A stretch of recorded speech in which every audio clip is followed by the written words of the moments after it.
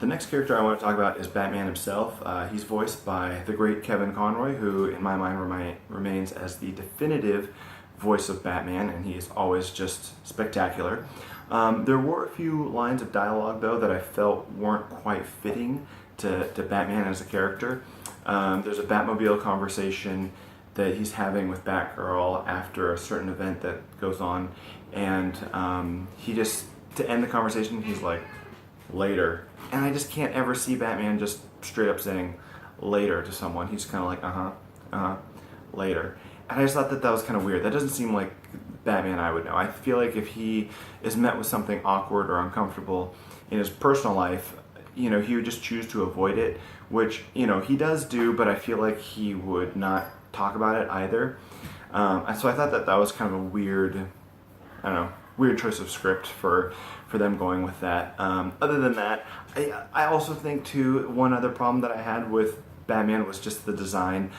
His ears, I just didn't like them. They kind of go out and curve in. Maybe I can get a picture of that later.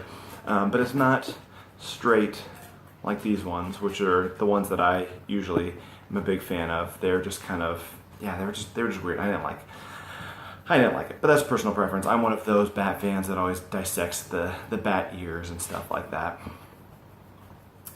Let's see. Oh,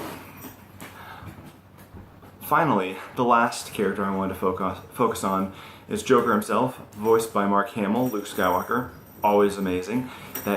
The laugh, the cackle, however he does it, it's just always fantastic every single time he does it. So he was awesome. The only problem I had with it was I felt like the Joker's role in this movie was shoehorned in there. It didn't seem like it was. It didn't seem like it had enough of a major role in this one. He does kind of talk a little bit about how one bad day can push someone over the edge, a normal human being over the edge, into being as mad as he is. And I really felt like they could have fleshed that up more. They really could have focused on him capturing Jim Gordon and torturing him, which he does do, but they don't give that element enough of a focus in this movie, I felt like. Because they also could have shown how Barbara Gordon, she had one bad day, but when they're switching back and forth between Joker, when they're switching back and forth between Joker and he's having flashbacks of his life before he became Joker and what led up to that with the Ace chemical plant, it doesn't feel like he has had one bad day that pushed him over the edge. Sure, there are certain events that happen on that day, two major ones. One, his wife dying in a freak accident, and two, him getting kicked into the chemicals and, bleaching his skin.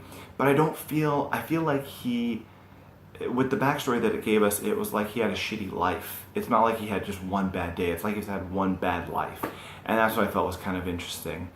So I felt like they could have fleshed that up a little bit more because, Batman's had a bad day, Jim Gordon's had a bad day, but they, and Barbara Gordon had a bad day, they all did, and there was all these pivotal points that they broke through, and it would have meant so much more when Batman finally has Joker and he's slamming up against the wall and he's like, did you ever think, like, sane people, they can handle a bad day, maybe it's just you?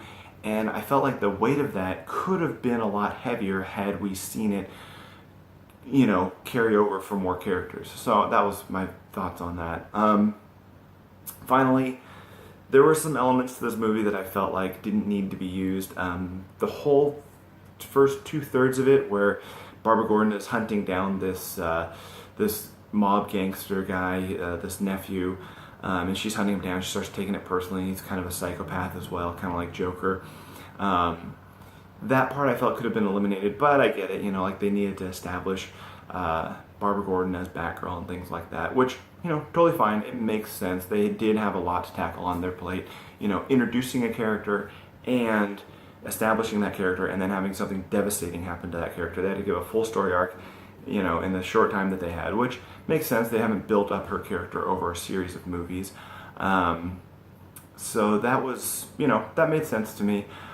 But there's a love scene between Batman and Barbara, which it felt like it was just kind of thrown in there to create conflict between between Batman and Barbara, which really, I mean, it wasn't necessary. It was more shocking that it happened between these two characters than the tension that it creates between the two of them. It could have easily not been in there at all, and you still could have felt the tension between the two of them, and Batman caring about, you know, Batgirl and her not wanting to get hurt. So they totally could have left that out. It was a bit awkward. It wasn't awkward because it was rated R. It was just kind of weird to see these. It was just out of place for these two characters. Just something that has only happened in the Batman Beyond universe, in the Batman the Animated Series universe, which I think is where they drew that from. Yeah, I don't know where they were going with that one. It's just weird in my opinion. Finally, this movie doesn't seem like it's going to be in continuity with all the other DC movies. It seems like it's going to be kind of a one-shot, just because at the end of the last Batman movie, Batman Bad Blood, which I absolutely loved, they actually have the bat signal shining at the end, spoiler alert.